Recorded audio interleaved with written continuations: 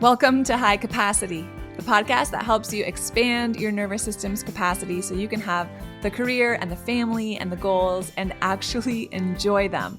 I'm your host, Michelle Grosser. I'm a trial attorney turned nervous system strategist. If your life is full by every measure and your nervous system is feeling it, this is your show.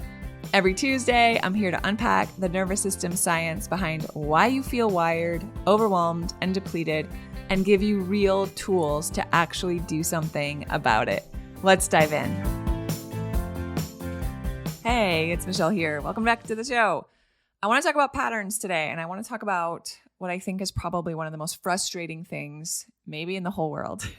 And it's when I know what I want to do. Like I know how to respond to my whiny kid or the kid that's refusing to listen to me, or I know how I want to respond when my husband and I are having a disagreement, or like I want to wake up earlier or exercise or like whatever it is, right?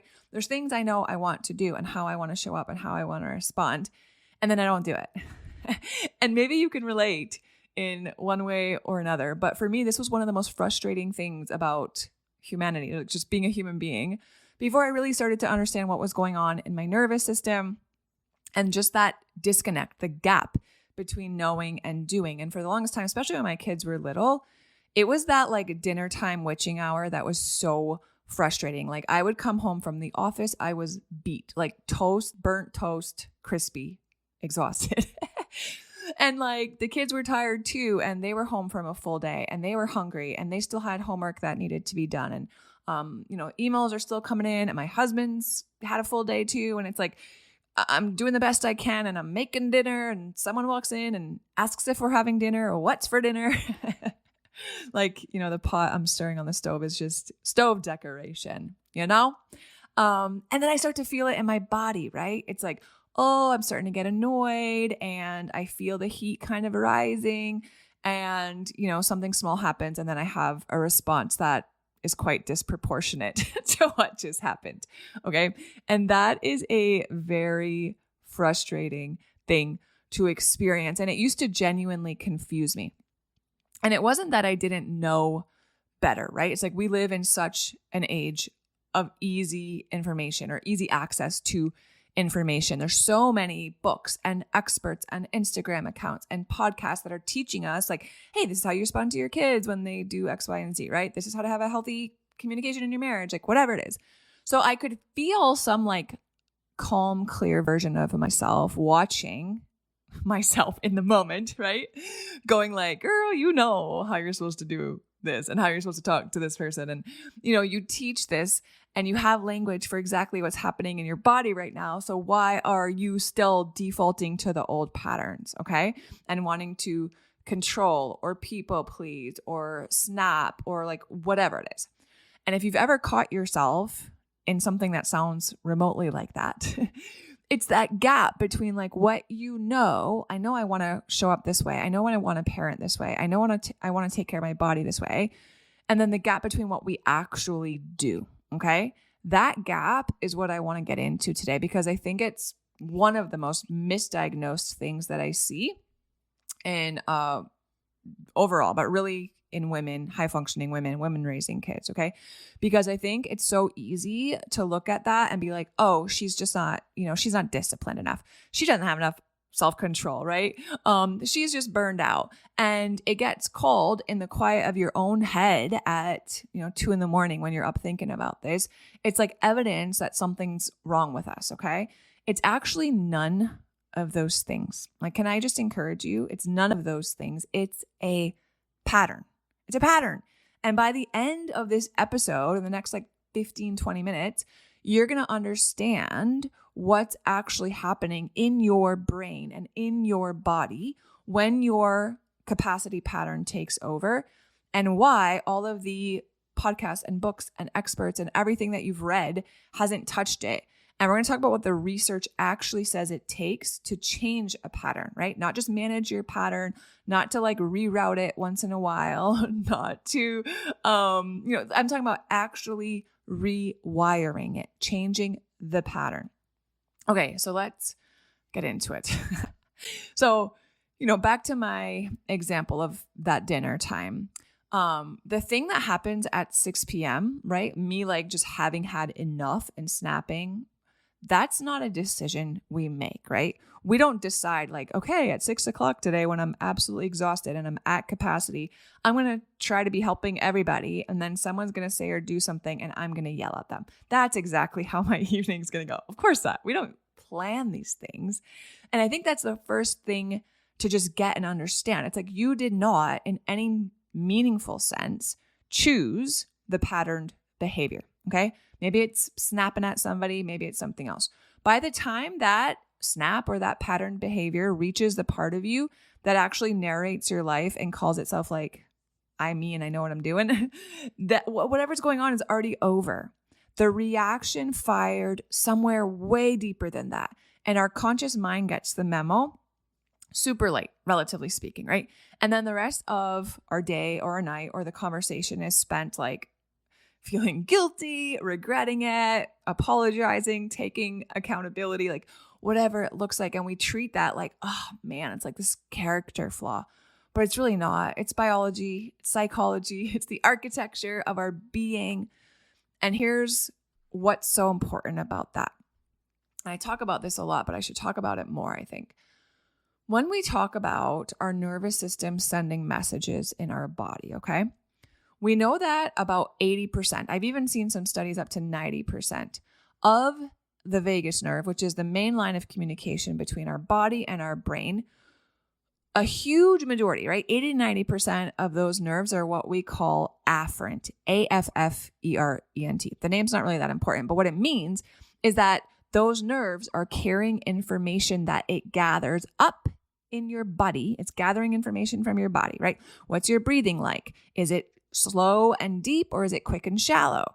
What are your muscles doing, right? Are they nice and soft and loose, or are they super tense and braced? And it's taking all of this data from our body and it's sending messages from that data up to our brain, not the other way around. Okay. This was all mapped out in the year 2000. It's really held up across the field since your body is sending way more signals up to your brain than your brain is sending down to your body. So all of the traffic that's going on in your body, y'all, it's mostly going in one direction, and it's not the direction that we often think about or are taught. So just sit with what that means for a second, right? The story that we're told, all of these pseudo experts all over the place, mindset coaches, even things like traditional talk therapy that do not include the body. We are told and sold most of our lives, I think, is that the mind is the driver and the body's just the car, right? Top-down processing. You think a thought and then you make up a plan and your body just executes. That ain't it. It's not true. The actual wiring is mostly the reverse of that. Our body is constantly underneath our awareness, right? We don't know we're doing this. It's reading our internal state and it's sending that reading up to our brain. And our brain is using all of that stream of body data coming in to decide, how safe am I, right? How should I respond? How quickly do I need to move? What's gotten me, the best rate of success in this circumstance in the past? What do I need to offload and let go? And it's making all these decisions before we even realize anything's going on. Where do these signals usually land first? Well, they come into this little hub in your brainstem. We call it the NTS. And from there, they get relayed up into the structures that run our threat and our emotion and our memory systems, okay? Our amygdala, our brain's little alarm systems, the insula, the hippocampus. The body's status report is reaching that alarm system in our brain and our emotional meaning system before it ever reaches the thinking, reasoning, like I know better part of our brain, okay? So that whole loop, body signal to brainstem to limbic system, guys, it's so flipping fast. Like that whole thing runs faster than a second, okay? Our prefrontal cortex, the part of our brain that like knows things and has all of the nice information about how we should respond to, a child who's screaming, that part of our brain is so much slower relatively, okay? It's downstream. So in the 2 seconds when I'm trying to make dinner and I'm at the stove and, everything's going haywire, the threat response in my body has already fired and it's already shaping my emotional state before that rational part of my brain, like the knowing part, even gets a say in how I'm going to respond. So I'm not losing a fight between my wisdom and my reaction. My wisdom is just way too slow in those types of situations. Okay. So that's the thing I really want you to hear, because I think it reframes so much and it should give us more compassion for ourselves. We can know the thing in our mind. Okay. We can know all the shoulds. I should say this. I should do this. I should respond in this way.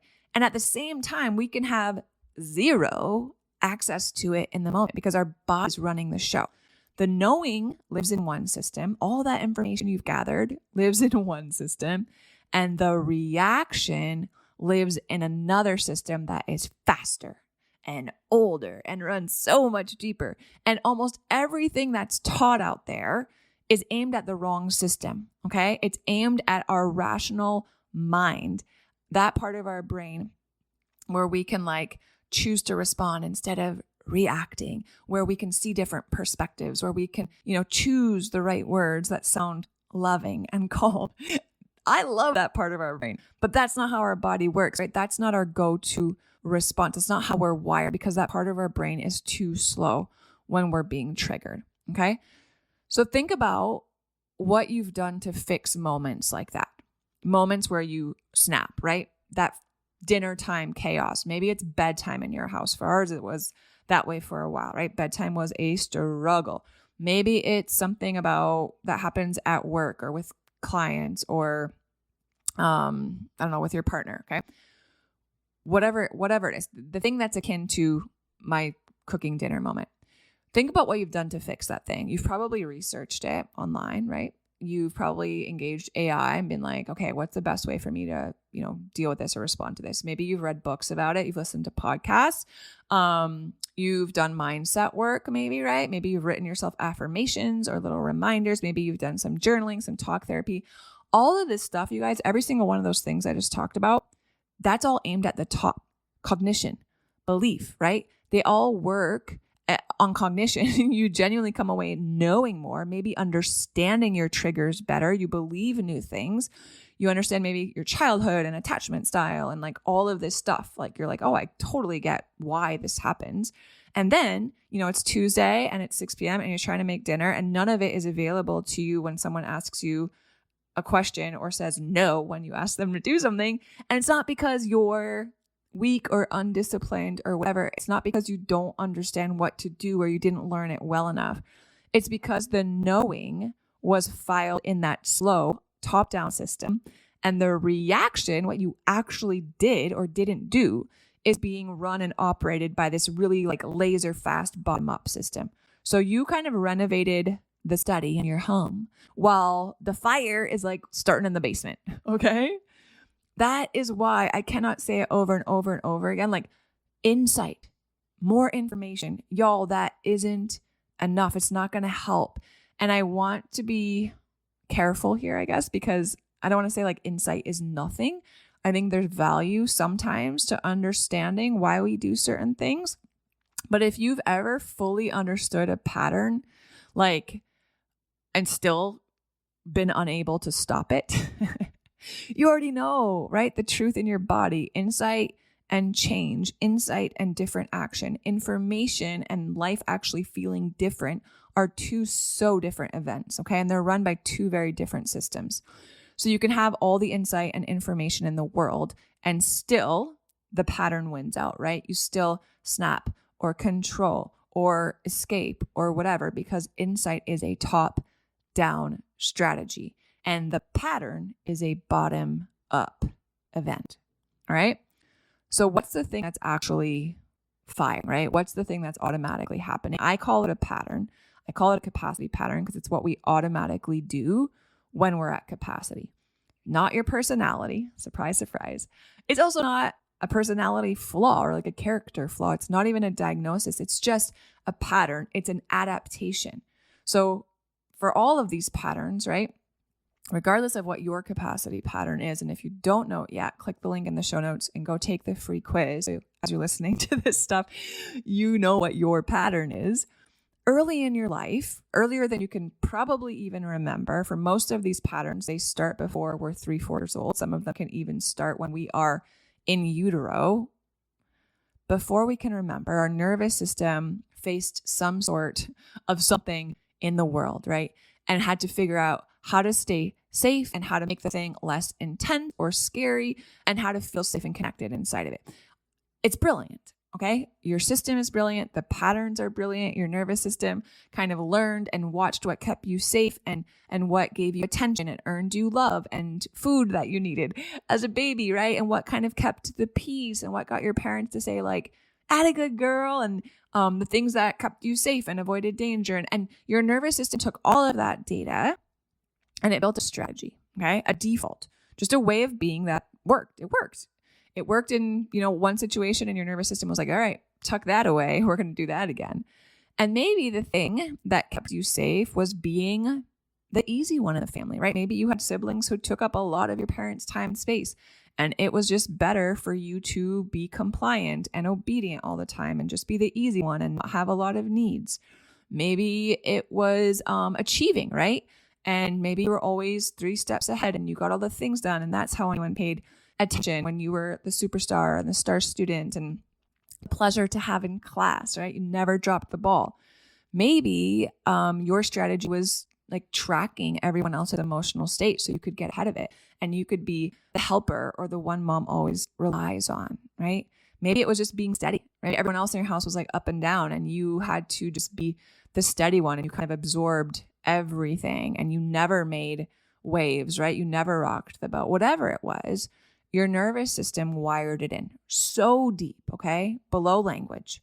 And the part nobody talks about is that it worked. It's why we kept doing these things until they became habits and then they became patterns. And I would venture to say it's probably still working, right? In the sense that it built you an actual life, whether that's the over-functioning or the anticipating, maybe it's the emotional kind of radar. Maybe it's just, how competent you are. Like those aren't defects.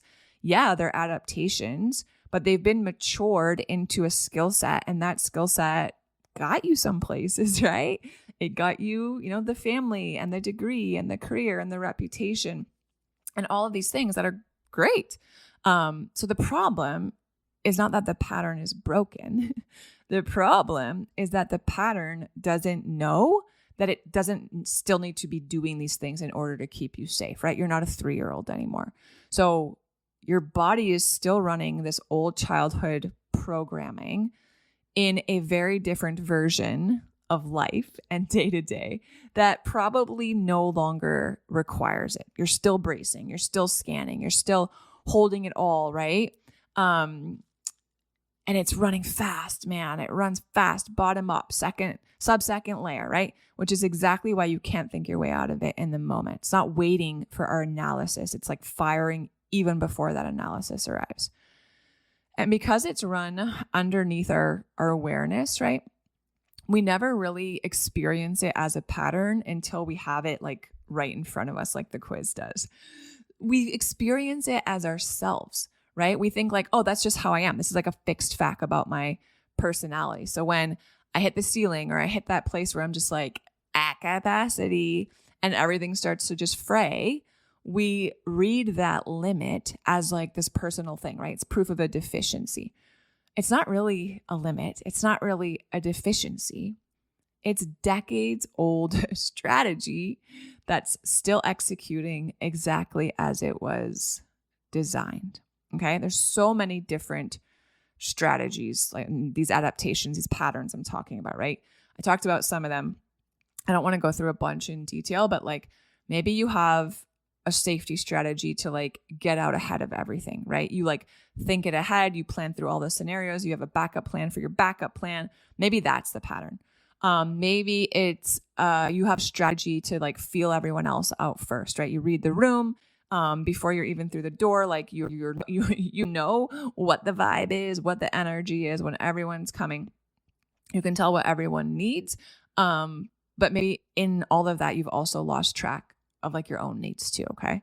Maybe the pattern running is like, you stay steady no matter what. You're the rock, you're unbothered, you're dependable, you just kind of absorb it all.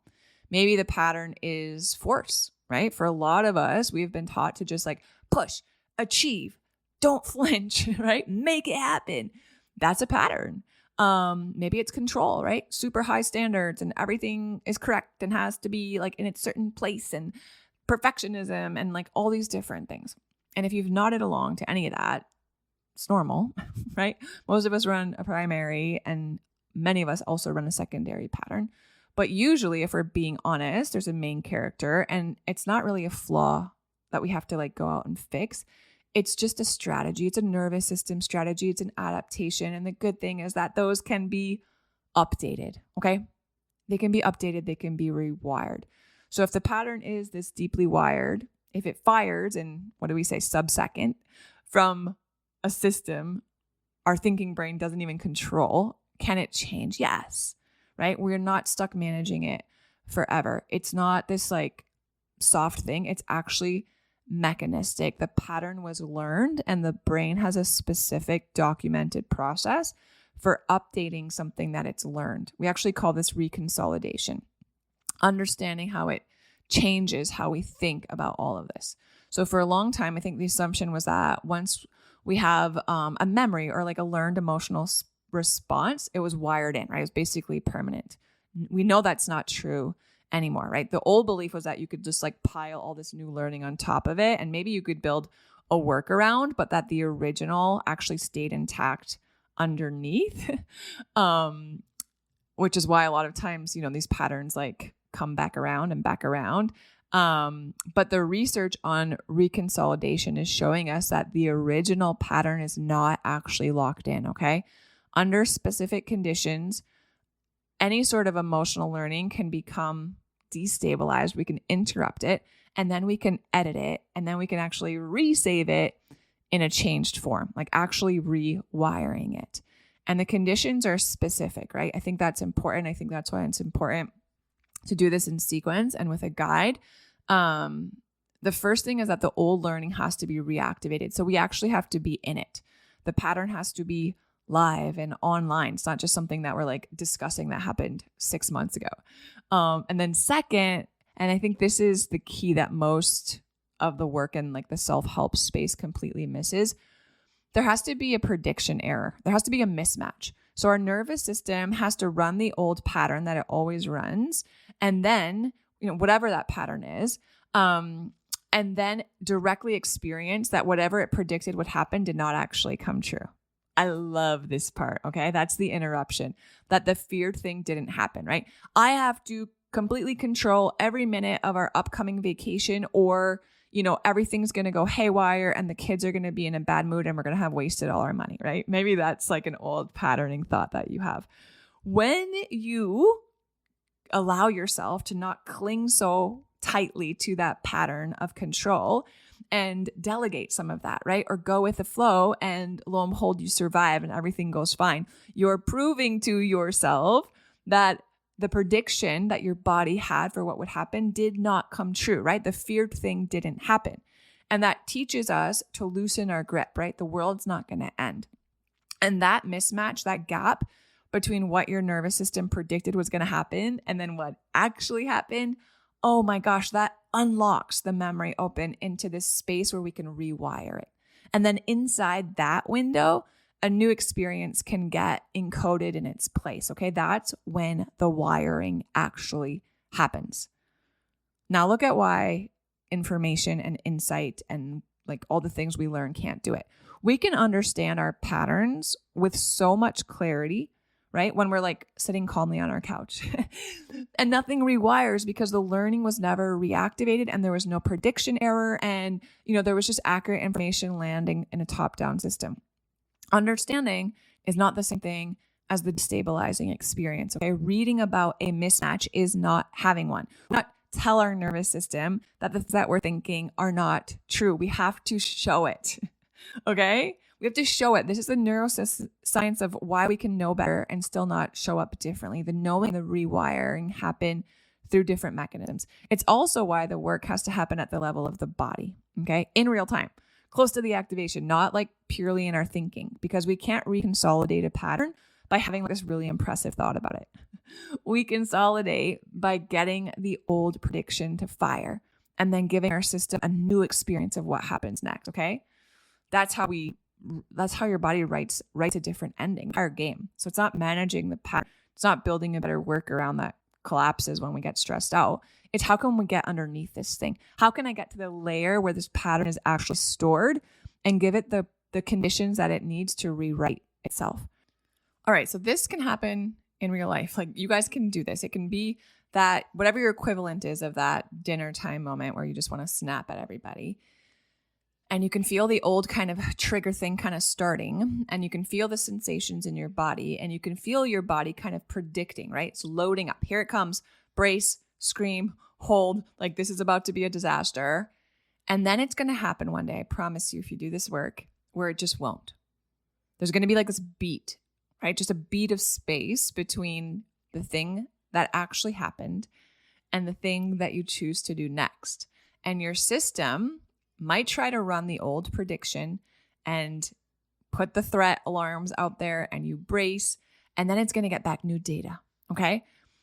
In that second half, in that mismatch, something's going to loosen, and not because of a technique and, you knew what to do. It's going to be so much deeper than that. Your body's going to get a different piece of information than the one that it expected to get, and it'll adjust. Okay.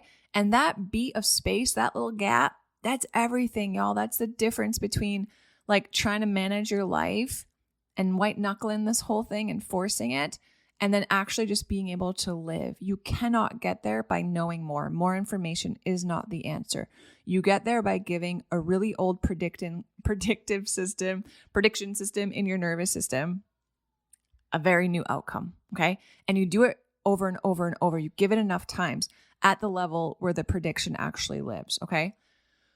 So let me bring this all home. 3 things to take with you. 1, the gap that you feel between what you know, how you want to show up, all the shoulds, right? And what you actually do is not a willpower failure, okay?